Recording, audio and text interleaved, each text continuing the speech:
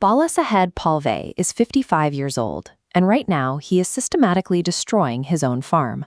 One by one, he takes an axe to his 4-acre vineyard in Nashik and chops down perfectly healthy-looking grapevines.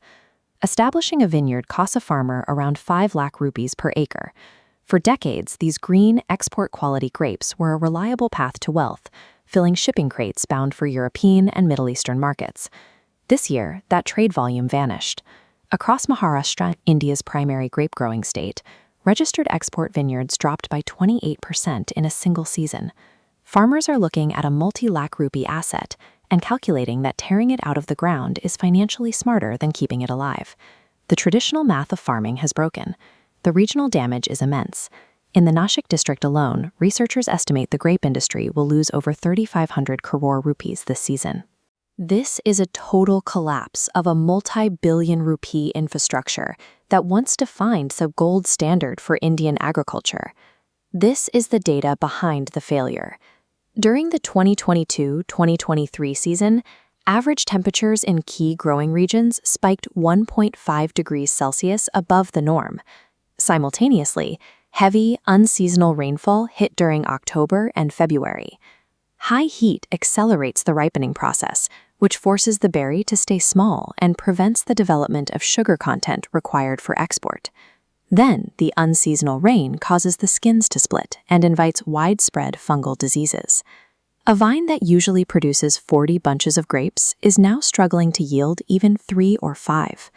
The plant's fundamental biology, which requires specific cycles of cold and sunlight, has become incompatible with the region's new, erratic weather patterns. Maintaining these vineyards still requires constant labor and chemical sprays. Farmers now owe millions of rupees to banks and fertilizer dealers, with no incoming revenue to pay it back.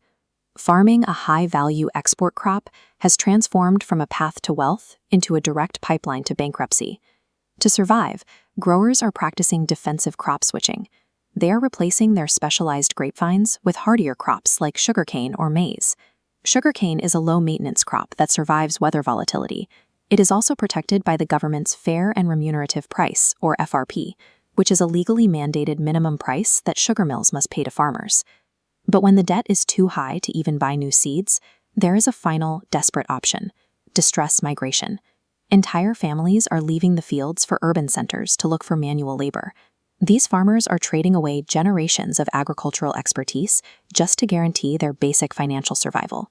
This local failure is actually a national demographic engine. These crop failures are pushing people out of the interior and into the cities at a massive scale. The correlation is mathematically precise. For every 1 degree Celsius increase, rural to urban migration rises by 4.2%. Between 2005 and 2024, climate stress drove 24 million people towards cities.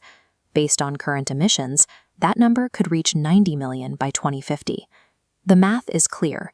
The volatility of the weather is now the primary driver behind tens of millions of people moving towards the cities. To prevent this displacement, experts call for systemic changes: funding for expanded micro-irrigation, subsidies for climate-resilient seeds, and crop insurance that actually functions as a financial safety net.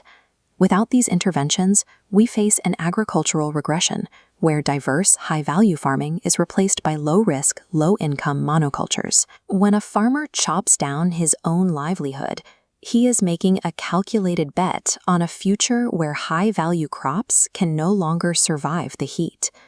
The axed grapevine is the ultimate warning that old economic rules of agriculture no longer apply.